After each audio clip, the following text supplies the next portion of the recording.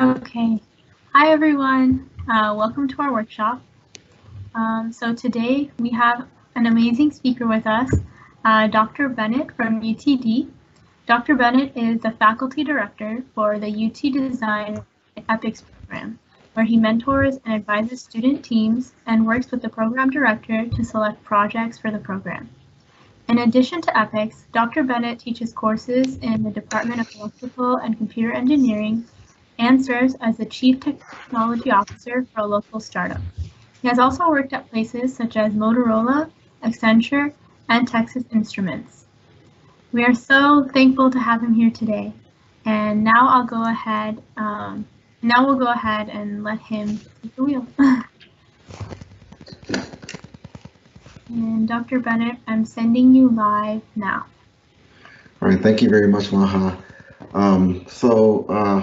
Again, thank you all for inviting me to this event. Hopefully, the information I share today you'll find useful and kind of helpful. And so the topic or the title that we gave this workshop is From Problems to Projects, Translating Academic Experience to the Real World. And that's a long name, but ultimately what I want to talk to you guys about is how do we take the things we do in the classroom and how do we figure out ways to take that to put us in position to get real opportunities for our careers and otherwise. And so I'm going to share some information about a concept of design thinking and how that works with figuring out solutions to problems and specifically problems for people. Then I'll share a few stories or examples of some students that I've worked with that have been able to translate their academic project experience directly into opportunities in the career opportunities upon graduation or before. And then just share a few other thoughts on how you guys can apply some of these concepts as you go through. There is a Q&A section. You guys can, at any point in time, type questions. And if you have a question on something, you don't have to wait till the end. I'm more than happy to be interrupted. I have, I think, around 30 or so slides. And so my intention is to go through those and give you guys time at the end for questions. But as I said, if you have something you want to ask in the middle, feel free to just jump in and ask that question. I'm not offended by being interrupted. So, as the introduction said, I'm the faculty director for UT Design EPICS. EPICS is a design course we have here at UT Dallas. I will definitely plug it from time to time because I think it's a great course. I'm a little bit biased, but hopefully the information we share here will help you all understand some of the benefits of that, but also understand how to do the things you want to do with your career. So, I'm going to start off with a really long quote, and I'll read it. It says, engineering is the profession in which a knowledge of the mathematical and natural sciences gained by study, experience, and practice is applied with judgment to develop ways to use economically the materials and forces of nature for the benefit of humankind. So that's a long statement. It comes from the Accreditation Board for Engineering and Technology. They're more commonly known as ABET. And that is the organization that certifies universities to give out degrees in engineering. So if you go to a school like UT Dallas that has its accreditation, these are the people that say your degree is worth more than paper, right? And so UTD's accreditation is current. If you graduate within the next 2 or 3 years, you'll be completely fine, but they review every 6 years, every university. And so these are the people that say what engineering should be. And I think there's a part of what they say here that I think is really important. And we'll come back to that in just a moment. But ultimately, you guys became engineers, hopefully to solve problems.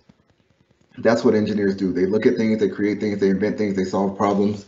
And what I want you guys to think about as you try to figure out what problems should I be solving or how do we work through these problems, the question is, well, why? Why do we solve problems? And so there's a really old statement. I've never been able to figure out who actually said this, but the statement says, necessity is the mother of invention. I assume many of you have heard that before, but it says that if we need something, we will create something to meet that need. And that's one of the things we see engineers do a lot. There's a problem, there's a need in the world or in their lives, and they come up with a solution. But I'm of the belief that it's been a long time since I've actually needed anything new. I have pretty much everything I need. I have shelter, I have food, my family's healthy, we got clothes. It's like there's nothing else we need. So why do we as engineers or as creators or innovators continue to come up with new things? What's the reason? So as I thought about that, I was like, oh yeah, well, if invention has a mother, then it probably also has a father. And so frustration is the father of invention. oftentimes we see something that just bothers us, frustrates us. We say, why does it have to be like this? Does it have to be like this? This is so complex. I think there's a senior design team in computer science right now working on a tool to help make degree planning easier for you guys because it's way harder than it needs to be. So frustration is the father of invention. But of course, if necessity and frustration get together and they have invention, they're going to have some other kids. And so better is the brother of invention. And this is what we see from a lot of tech companies. Our solutions are strong, they are great. The iPhone is amazing, but we can make an iPhone 13 because we know we can make it better. We can make a new version of this, we can improve things. There are some parts we didn't get to do it the exact way we want it, and so we try to make things better. So I say that better is a brother of invention, but invention also has a sister, and that's style. Style is the sister of invention. Sometimes stuff just doesn't look good. If you look at old cell phones, they worked completely fine, but they were ugly. They looked terrible. If you looked at the first wearable devices that people wore, like before Apple Watches, they all looked ugly, or they were really thick, or they were too big, and nobody wanted to wear them. And so we said, hey, this thing works well. It's really good. It does everything we want to do, but it looks ugly, and people want things to look nice. I want cars to look nice. I want my clothes to look nice. I want my technology to look nice. So style is the sister of invention, but there is one more relative, and that's convenience. Convenience is the cousin of invention. I am by nature lazy. I think most engineers are by nature lazy. We don't like doing stuff, so we try to figure out a way to make it easier to do. And so convenience is the cousin of invention. There is no reason I need Google in my house to listen to me when I say, hey, Google, tell me the weather. I can completely look up the weather. But that convenience is the factor that drove that sort of invention or innovation. And so all of these things together kind of encapsulate why engineers do what they do. But at the core of all of this are people. If people didn't need things, we wouldn't invent it. If people didn't get frustrated, we wouldn't do it.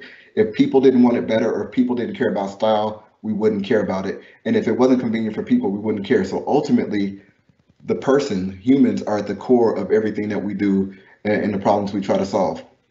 And so, but that's the invention family. So I'm going to go back to that statement from ABET, and I have a new part highlighted. It says, for the benefit of humankind. And I think that is the key. Everything we do as engineers, everything we do as scientists, doctors, whatever, it's about people. If people don't matter, then, or people don't care about what we're doing, then it kind of doesn't matter what we're doing. We can make something faster just to make it faster, but if nobody wants to use it being faster, then they're not going to buy it. We're not going to make money. The project's going to go away. The product's going to die. So we have to keep people in mind as we go through engineering. And so with that kind of preface in place, I'm going to go into an engineering design process that we cover in Epics, that we're not the only ones that do it. It's actually done worldwide. But I think it's really useful to understand as we try to figure out, how do I see problems and actually solve them for people, which is what allows me to find out the projects that can lead me to something that's a useful profession. And so it's a concept called design thinking. It was, I believe, created by, I can't remember his name, but a man in California with a company called IDEO. Lots of people have adopted it, and we'll talk about that a bit, but it's the idea of thinking about the people that you're trying to design a solution for versus just designing a solution that you want to design. So it starts with empathy. That's the idea of looking at people, understanding people, realizing who they are and what they're about, and coming up with a solution for those people. Reframing a perceived problem or challenge. Maybe you think it's a technical challenge, but maybe it's really just a people challenge or some other issue. Collaborative multidisciplinary teamwork. This is the part that I think is tough for engineers at times. We have to work with people that aren't like us to maybe make a better solution. We're going to need industrial designers or creative people, or people that actually understand the problem a little bit more intrinsically than we may understand it, to come up with a good solution. And then with divergent styles of thinking, you get a lot of ideas, and then you can converge back towards a really good solution that's better than any of us would have come up alone. The idea of early exploration, you want to learn while you're doing. Prototype often, test those prototypes, and iterate. Kind of like our friends in the software world see, they have that Scrum or Agile mentality. The idea is that we're always going to plan to redo this. We're never going to be done. And that's something that is inherent to the design thinking concept. We never want to believe we have the right answer. We always want to believe there's a slightly better answer, and we just need to understand more from the people or about the technologies to create that better answer. So I'm going to walk you through a high-level version of the design process. We cover this in more detail if anybody ever takes Epics, but the high-level version of this will kind of walk you through the steps of design thinking and how that can be used in solving problems for people. So first part, like I said, we're going to talk about problems, right? So here's a picture of the design process. It is nothing special. It is nothing more special than any other design process you've ever seen in your life. I have a son that's in first grade. They were looking at the engineering design process. It wasn't super different from this one. And he literally told me, well, if this is all you tell your students, then your job's not very hard. I'm not saying he's wrong. I'm just saying that the design cycle is what we do. It's what we understand. So we're going to look at these steps. First is problem identification. Then we have specification development, conceptual design, detailed design, delivery, service maintenance, and then redesign or retirement. We'll talk about those from a high level and then go into a little bit more detail about how they were used in different cases. And the key thing of this design cycle that I think is extremely important versus others is that if you look in the middle, we have stakeholders. And so what is a stakeholder? A stakeholder is a person or the people that are involved in the situation or the problem we're trying to solve. The people that are impacted by it, the people that are going to benefit from it, the people that are trying to deal with it now that maybe don't have the capabilities or the resources to do it now. All of those people are who matter when we're going through our design process. And specifically with design thinking, we think about those. So as was mentioned earlier, I've worked a bunch of different places. I've spent time at companies like Motorola, Accenture, Texas Instruments, and oftentimes we would come up with solutions to what I like to call non-problems. We were chasing technology specs. If we created a display that was HD, full HD, 1080p, well, obviously the next answer was to create a display that was 4K. Did anybody's life improve by having a 4K display? Maybe. Not likely, but maybe. Did anybody's life improve by making this go 10% faster? Maybe, maybe not. And so we would often get into spec battles because we had competitors. And if their specs went up, then we wanted our specs to go up. And that's kind of how we fought that battle. We wanted to have better numbers than them because numbers meant you were better. Versus the idea of looking at what people actually needed. And if you do a good job of solving people's problems, you'll probably do better than your competitors, even if they have better specs. So that's one of the key components of design thinking that I think a lot of us as engineers are trained to and intentionally at times miss because it's easier to think about technology than to think about the impacts of technology. So going into the next part, problem identification. What you really want to do, I put it in bold there, is spend time with potential clients and customers. This is where you're trying to make sure you understand the problem. So if you're dealing with if your family has problems, or if your community has problems, or if you have a job and they tell you that here's something we need to design because there's too many crashes at this intersection, or these things are not going right, or these bridges are collapsing, or this chip is catching fire, as an electrical engineer, if things like that are happening, we have a problem, right? We need to identify that problem completely. You need to spend time with the people that are going to be dealing with this or being impacted by it. So spend time with your potential clients and customers. Initially, it's better to avoid thinking about solutions until you fully understand the problem. A lot of times, I'm extremely guilty of this, is I come into a room and saying, here's what we need to do. And somebody reminded me very quickly, you don't know what's wrong yet. And as engineers, we're problem solvers. We want to solve things. Even if we don't understand fully what's wrong, we want to solve it. And oftentimes we have what I call the hammer and nail problem. If my company makes hammers, then every problem is clearly a nail. And so I show up and I'm saying, I got hammers, we're going to bang it and it's going to be better. But that's not the issue. So we need to make sure we understand the full problem. Maybe that includes conducting a needs assessment, identifying who's going to be impacted by it, who are those stakeholders, customers, who's going to maintain it, etc. Define your requirements and determine how much time we have to get done with this. And so the key thing, as I had highlighted on the prior page, is getting to know your clients. So some of these images come from work we've done with some of the projects in Epics. And you'll see in a lot of these pictures, you don't see, in some of them you see students and people, and some of them you see people, and the pictures were taken by students. The reason for that is we have to spend time with people to understand what their problems actually are. If you want to create a meaningful solution to a problem, you need to know who you're working with. And since you guys can't actually unmute and talk, and the Q&A thing is a little bit different here, I'm going to pose a question that I've asked the class before. If you come to a classroom with 30 students in it, and you understand that everybody's hungry, and so you have a solution. Everybody's hungry. I know what I'll do. I'll order a bunch of pizza. That seems like a good solution for students. Most people would think that's fine. And let's say I'm really creative and I go and I look on the Domino's website or whatever website and I see, oh, you can get a free one topping pizza or you can get a discount if you buy multiple one topping pizzas. So, of course, that's what I'm going to do. I buy 10 sausage pizzas and 10 pepperoni pizzas, right? And I'm like, yay, I solved the problem. Everybody can eat. And then when I show up in the room, I see that none of the food was eaten and I'm like, what's going on? And half the students are vegetarian, the other half are Muslim, and nobody eats meat, or at least this type of meat. And I'm just like, oh, I thought I knew what was going on. This is a terrible solution. I'm an idiot. That's how you should feel. If you don't talk to the people you're solving a problem for, that's how you should feel because you're assuming you know what they need. You're assuming you know who they are. You have to spend time with them to understand who they are. I'll give another example more from an academic standpoint. I had a student design a project for a nonprofit. It was a CS project. They built out this really cool app. Everything worked really well. And then I said, great, now compile it and put it on that guy's computer.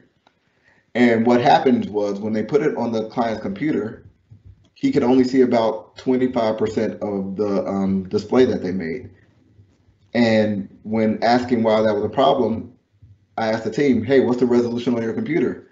And everybody on the team had really high resolution HD or 4K computer. And I was like, now ask him what his computer resolution is. It was 1024 by 768. A really old XGA display because he's at a nonprofit that doesn't have a ton of money and they have old computers. And so the students built a great solution that worked great for them, but not for the people that they were working with. So you have to get to know people.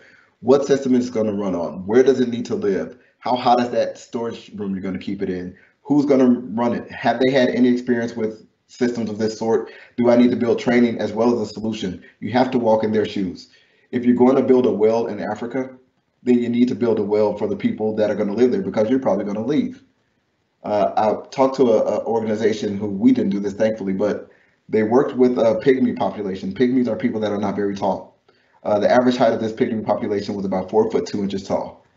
And they built a really cool tool that allowed them to make bricks to build houses out of it. And so these people can now build bricks to build sturdier houses. Great idea, great solution. Except for as soon as I looked at the solution, I said to the people, I was like, the guy that designed this was American, what wasn't he? And they said, yes, how did you know? I was like, he was about 6'2", wasn't he? And they said, yeah, how do you know? I'm like, because nobody can reach that except a 6'2" guy.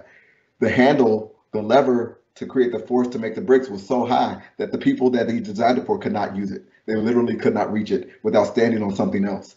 So you have to get to know the people you're working with. You can't be 6'2" and design something for somebody that's 4.5 feet tall and expect that it'll work the same because it worked for you. It's pride on our part because, again, I admit freely, I've done this a bunch of times. We're proud, we think we know, and so we want to go that way. So again, first thing you got to do is get to know your clients, walk in their shoes, understand the problem, and empathize with them. Find out what they actually need, not what they think they need, not what they're asking for, not what they want, but what they actually need, and not what would solve that problem for you.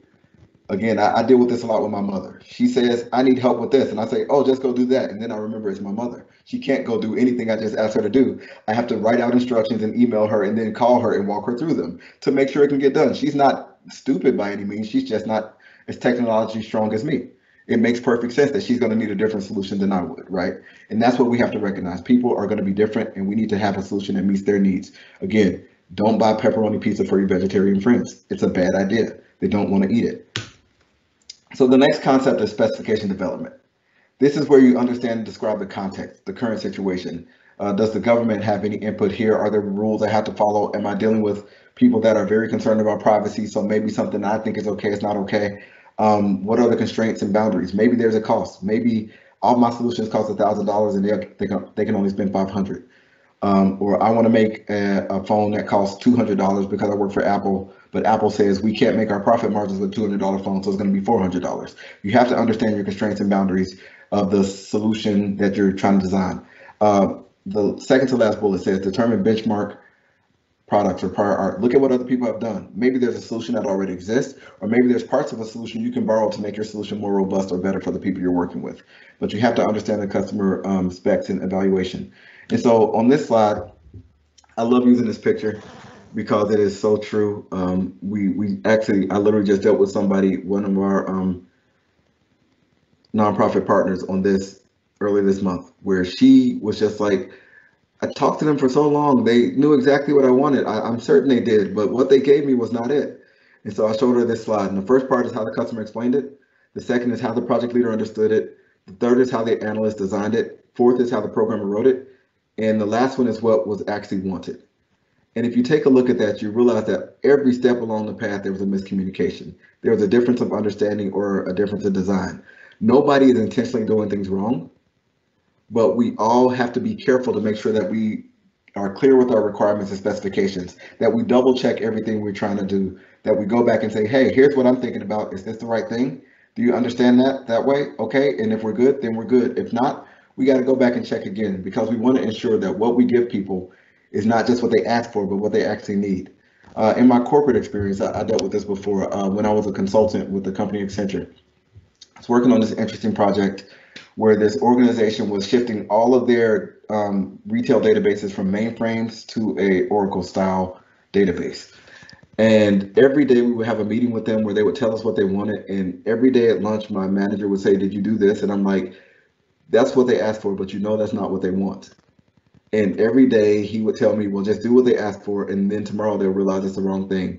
And so I had this fight pretty much every day for about 4 months, where it's just like, you know, they're saying it wrong. You know, they don't know how to describe it clearly, but you know what they want. Build them what they asked for. And so that annoyed me to no end. That's kind of why I left that job. But ultimately, we have to be certain that when we give our specification and our requirements, whether we're the customer or we're working with somebody else as a customer, which again, as engineers, we often do, we need to make sure we understand what they're asking for and do that appropriately. The next part, which can really help with making sure you're on the right track, is what I call conceptual design. This is where you get to generate all your ideas. You know the specs, you know the problem. Let's make some ideas and let's be as crazy as we can with figuring out ways to get this thing solved. We often go back and try to solve the problem the way we know how to do it. But if we can think laterally or outside the box, as some people say, then we have a chance at coming up with some really interesting ideas that from a personal or corporate standpoint can give you an advantage over your competitors if you do something that's very different and innovative. So the thing I have highlighted here is create prototypes of multiple concepts. The main goal of a prototype is not to show that you know what you're doing. The main goal of a prototype is to get feedback from people. So I always push fast prototyping, simple prototyping, quick prototyping. So here's some prototype ideas you guys have probably seen. You can 3D print some things. You can draw sketches. That's great. I've seen people do prototypes like this for mobile apps where you just basically print out a bunch of screens and draw pictures. That's really useful. Let's say I'm going to build a robot. And as I'm building a robot, you don't know what kind of robot I'm building. So I grab a bunch of trash and build out a prototype of this robot. And everybody looks at it and says, oh, he's making Wall-E. That's cool. I know what he's making now. And so that thing gets solved. Or this is actually a prototype that a professional company did in 5 minutes for a medical device. Within that 5 minutes of work, they were able to get input and feedback from the doctors they were working with and know that they were on the right track and eventually design this device that's used for nasal surgeries. So within 5 minutes, they knew what size it needed to be, what the doctors were looking for by using like a marker and some tape. So literally, fast prototype, get feedback, make a decision on how to move forward. Once you have those ideas fixed, the next thing we like to do in detailed design is what we call field test prototype or usability testing. You do failure mode analysis. Essentially, that idea is think about everything that could go wrong with my amazing design and then make sure I have a something to mitigate that failure. Either adding in more layers of protection, taking a part out, replacing a part with something more that's stronger, but ensuring that we know everything we need to do to make this work as well as possible. And so this slide is a kind of an overview of a concept that we call universal design, things that you should think of when you're doing design to make sure the design is complete. I'll run through those 7 quickly, but it's equitable use, which means everybody can use things the same way. Notice in this case, the person with the wheelchair doesn't have a different interest than the person that's able-bodied. They just use the same thing. That's equitable use. Flexibility in use, it can be used in multiple ways, like left-handed and right-handed devices. All of my left-handed friends can probably tell you how difficult it is to find things for left-handed people. Simple and intuitive use, so easy a caveman can do it, Geico used to say. I like to think our design should be so easy that a child can use it. And that's one of the areas where I think Apple and their products have been exceptionally well done. Nobody has a question on how to use it. They typically just use it. Perceptible information means giving information in different ways. So if you have a phone that has vibration or haptic feedback, or you have something that makes a noise as well as lights up, giving people info in different ways allows them to be safer. Tolerance for error, we're going to do it wrong. Imagine that every time you make something, somebody's going to use it wrong. All right, now how do you make it where they don't die when they use it wrong? That's the idea of tolerance for error. In this image, we see like a nail gun. With a nail gun specifically, if you pull the trigger, nothing happens. You have to press it against the surface, then pull the trigger. So that ensures that you actually nail the surface you wanted to versus accidentally shooting people with the nail gun.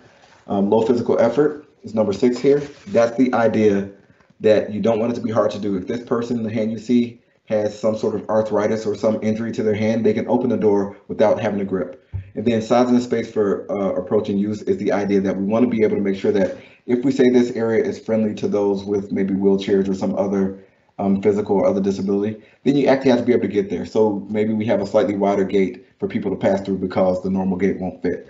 So those are the concepts of universal design. And again, things you should keep in mind with all designs. We're going to keep moving.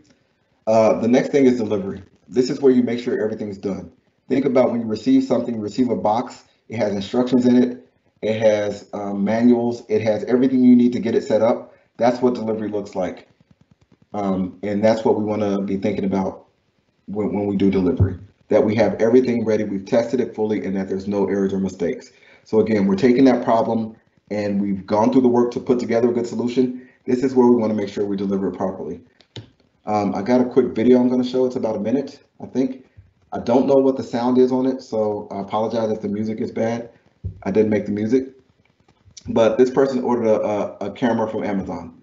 Cost $300. I want you to watch this delivery guy. They're in the white van. As you guys have probably gotten lots of Amazon deliveries over the past year especially. You see the delivery guy doing a good job. He's got the yellow vest on. He's walking down the stairs, and then he tosses the package.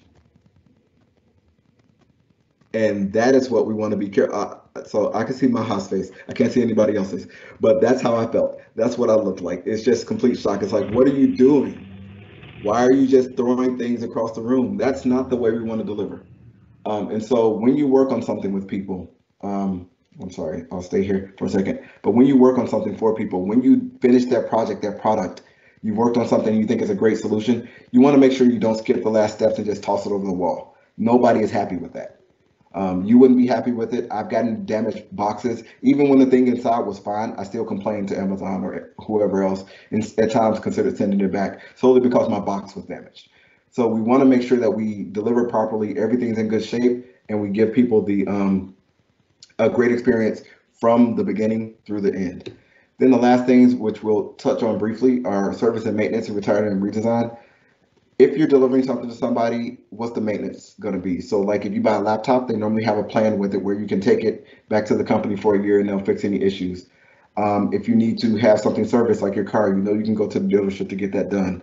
Or in the case of somebody like Apple, when you design something, maybe you're going to redesign it. We need to do it again. Maybe the solution we had doesn't work anymore, or we just want to refresh it to make it more modern in terms of style or design. Or retirement. Maybe this product just isn't useful anymore. We're going to stop building the first game system or something because nobody wants that. Everybody wants the new one. So we're not going to make the old one anymore. We retire that device. So those are the main concepts of design thinking. But the key I want you guys to remember are the people are at the middle of everything we do as engineers.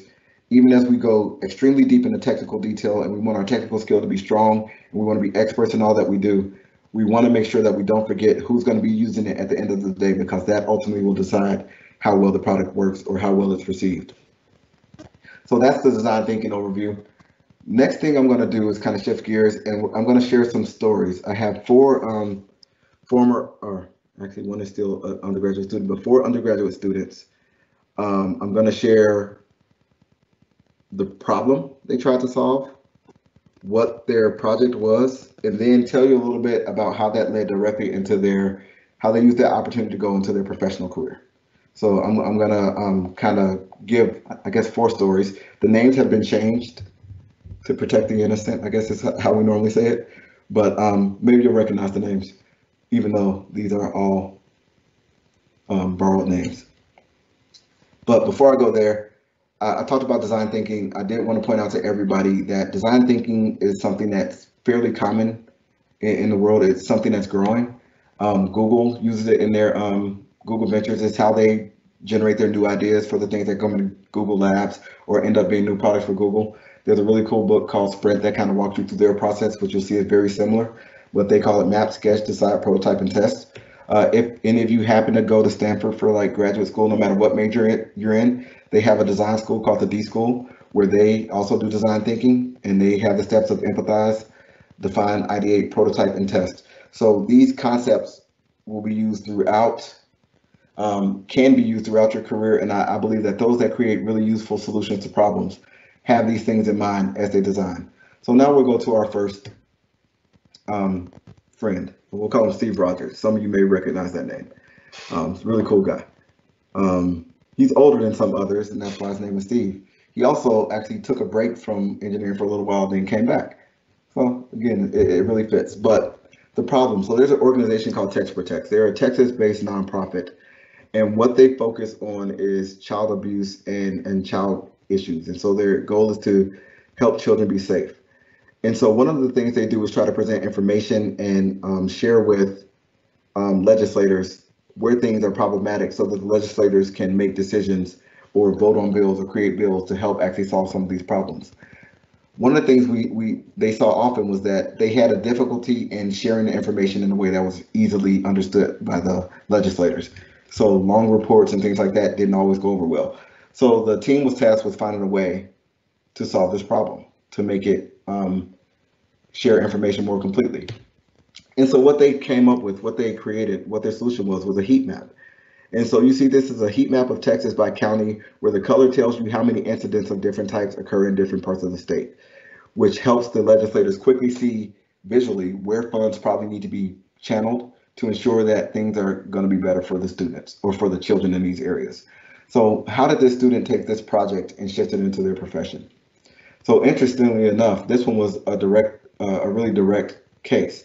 After this project was finished, the organization hired the student directly to continue work on the things they did. So you may think Steve Rogers took a job as Captain America, but Steve Rogers actually became a developer for this organization for a while. And after that, that student continued their work at UTD and is currently the CTO of a software-based startup where they are doing extremely well. And so again, we had a problem. They created a project that helped explore their interests, but also gave a really good solution to the people, to the point where those people hired him directly to do that work. Our next friend, student, her name is Carol in this case. And the problem was with the organization called Promise House. So Promise House is an organization that works with homeless youth and teens. And after people left their program, Promise House wanted a way to track or keep up with those teens. And so the team and this student created a project that essentially created a smartphone app that allowed them to send out surveys to the students, track that information, tie it to the student, but keep it anonymous from those that didn't need to know it.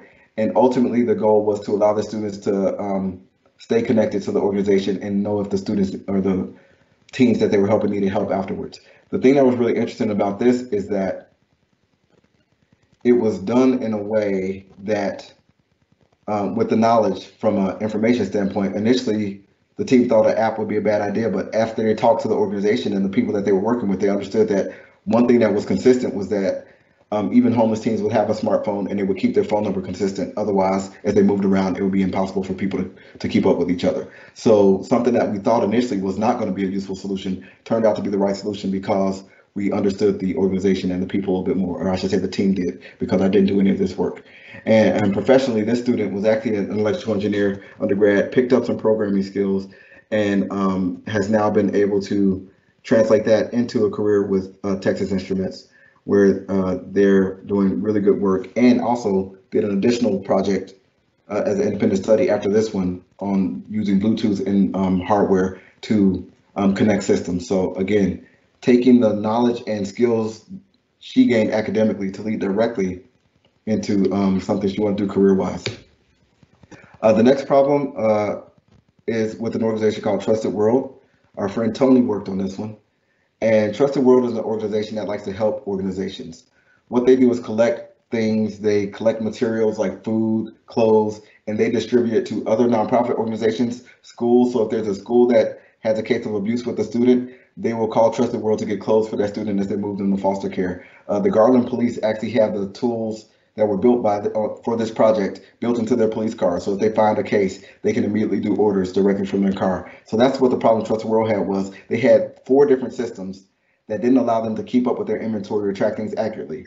What this team did was from scratch, and that's why this guy's Tony Stark, architected a system from scratch, from nothing, to integrate all of the tools that they did before into one system that allowed them to accurately track all of their inventory, accurately reach all of their users. Clients can put in information in real time, and they can actually track things from donation through delivery now. And to date, this project and the team working on this project, because they're still working on it, but with the idea from that initial student, Tony, as we'll call him, they were able to at this point track that they've delivered over $1 million worth of goods using this system.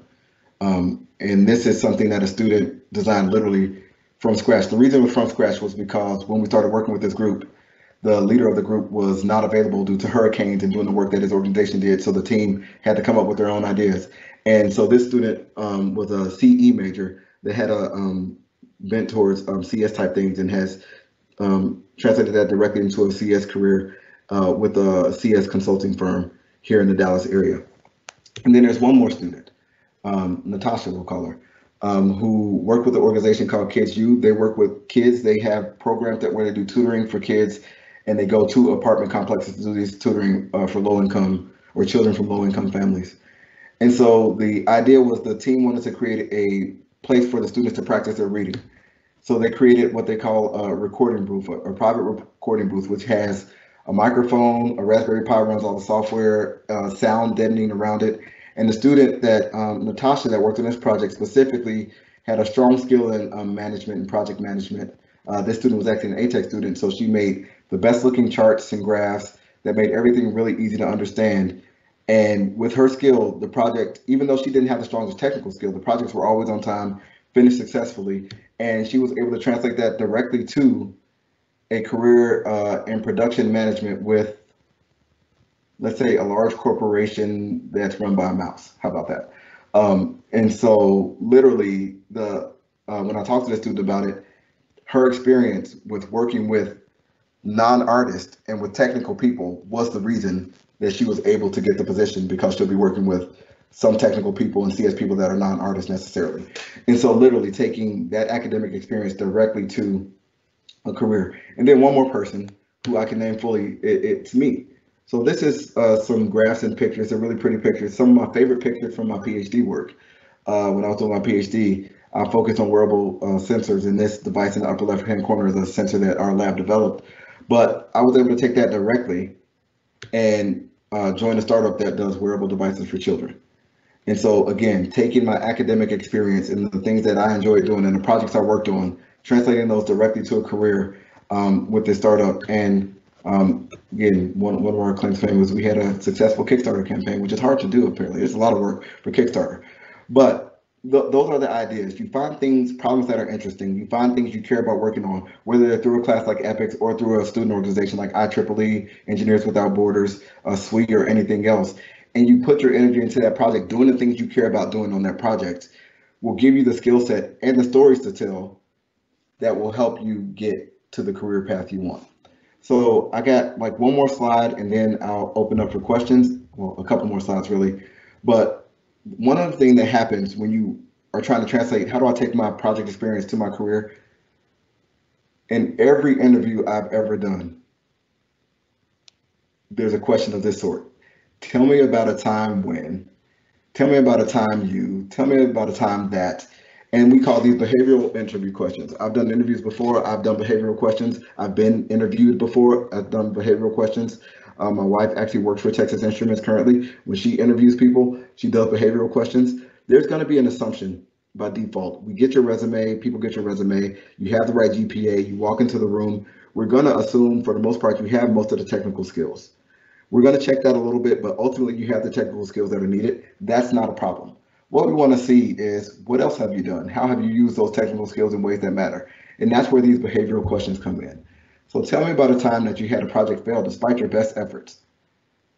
They want to know how you dealt with and responded to issues. How did you learn from these issues? How did you adjust to changes? How did you deal with the pressure of working with a person that wasn't just your classmates? And so those are the things that you really want to look for when you get to projects, right? How do they help me answer these stories?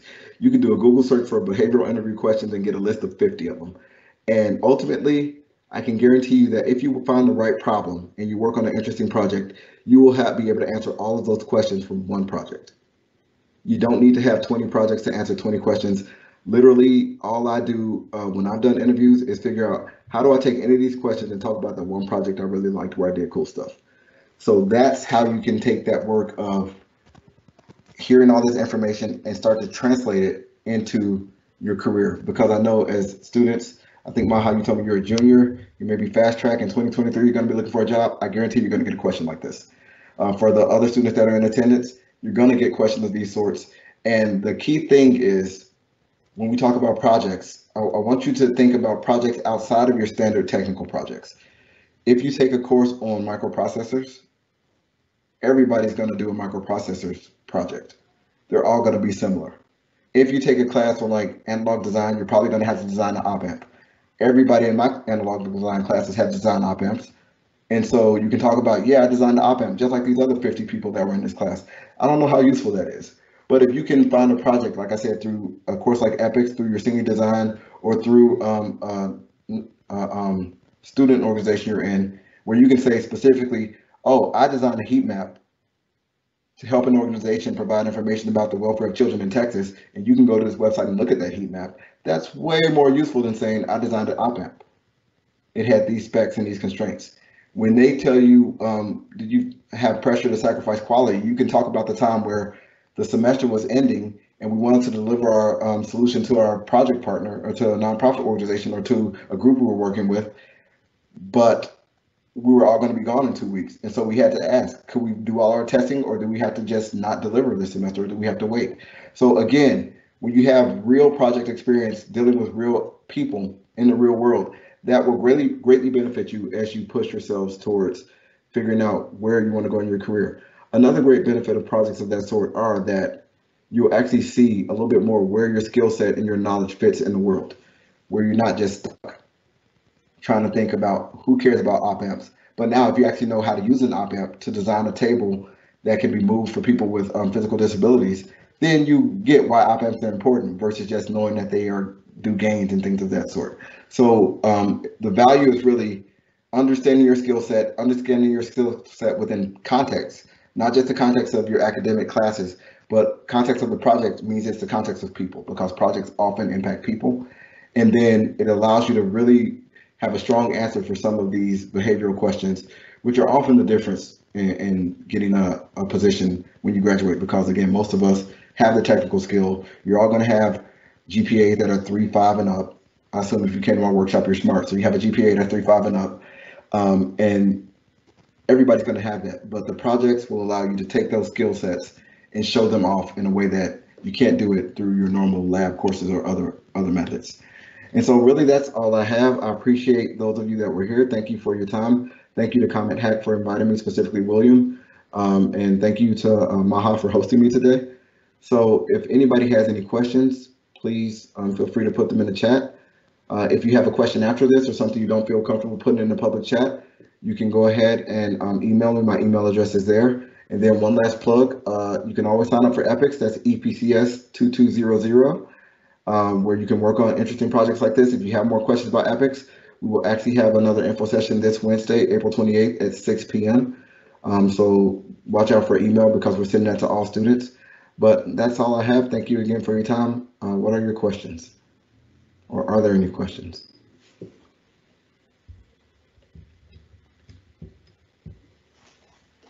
And again, I'm open to all questions about what I discussed, or if there's questions about anything else that seems unrelated. Okay, somebody said I'm awesome and they were anonymous, so that's nice. I appreciate that. Thank you for that compliment, but that was not a question. So whoever said that, now you have to ask a question. Or if there are no questions, again, what kind of signal processing do you do in your work, FFT analysis stuff? So that's a great question. That's a detailed question. So from the startup side and that sort of work, the signal processing I do is really from the source of signals and information you can get from humans. So think about the things that are on your phone you may have, or on a smartwatch. You may have LEDs and things that can give you heart rate, pulse oxygenation levels. Maybe the new Apple Watch can do ECG actually, which is really impressive, which is electrocardiogram for those that don't know, measuring your heart rhythm. Accelerometer, gyroscopes to determine movement and things like that. So a lot of the work I've done was on processors to be able to tell what a person is doing based on context and information from a device that they're wearing. So an example I like to give, if you think about a little kid that's with their parent, you're at the mall, back when malls existed and people used to go to them. If the kid were to walk away from their parent, can I use the information from the phone, from a wearable device, from the connectivity between those two, and motion-based information to give the parent an idea on where their child went? And so sometimes it's going to be FFT, sometimes it's just going to be some averaging of signals over time. Sometimes it's going to be looking for patterns and signals. More recently, I've kind of shifted to looking more into machine learning type concepts and techniques where I don't have to know anything anymore. I just throw everything at it and see what comes up with a good answer. That's how I look at machine learning. I'm biased.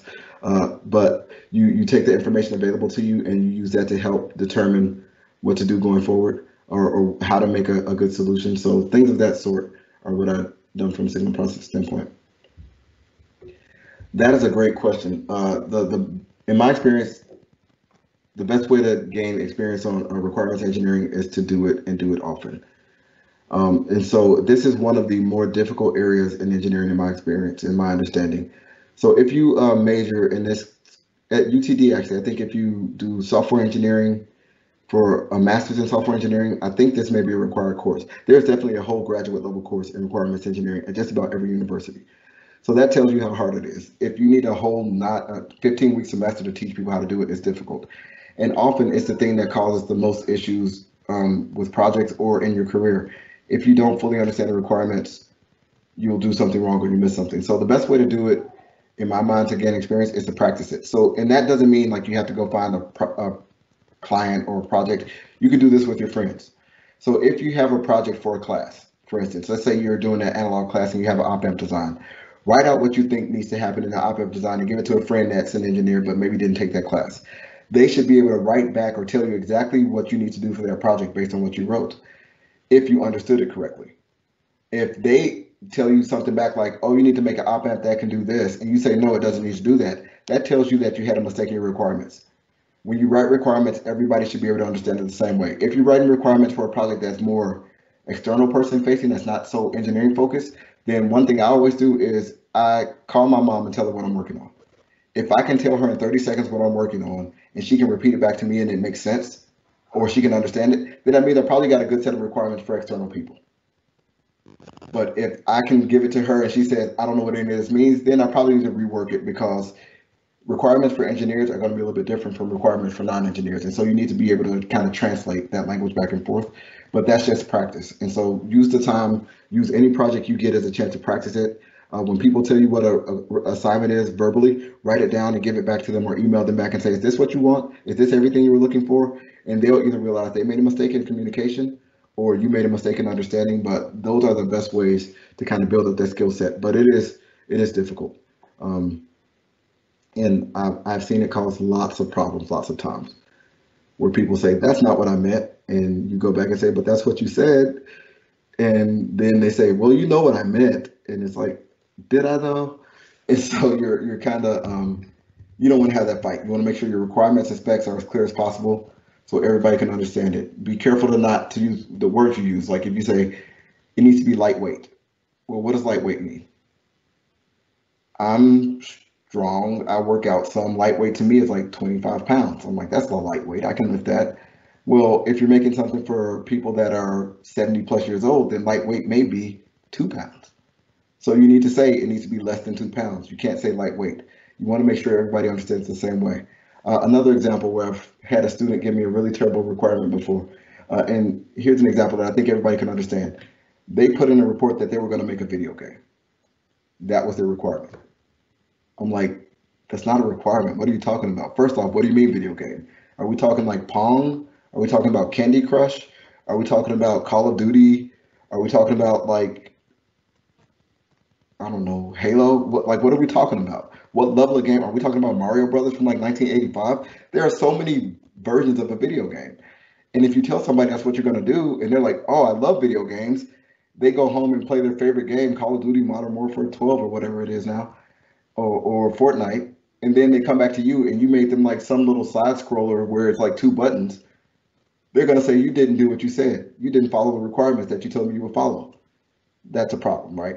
It's obvious that the requirements are, I'm going to make a game that does X, Y, Z, B, C, that runs on these systems with these minimum specs.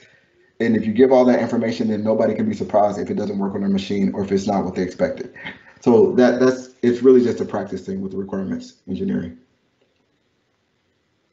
All right, I think we have about 9 minutes left on my clock. So are there any further questions? And if there aren't any further questions, again, like I said, you guys can always email me and I'll answer questions later. Or you can have a free 9 minutes back to your day and get back to your solutions for Comet Hack. It's completely up to you guys, but are there more questions?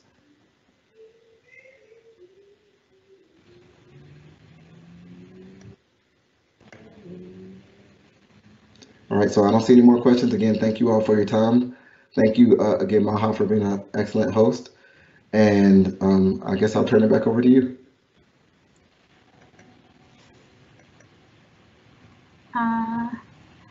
Dr. Bennett, can you hear me? Yes, I hear you. Thank you so much for speaking with us today. That was really, really helpful. And make sure to sign up for Epics if you guys are interested in learning more. Thank you. All right, thank you all. Have a great day. Bye.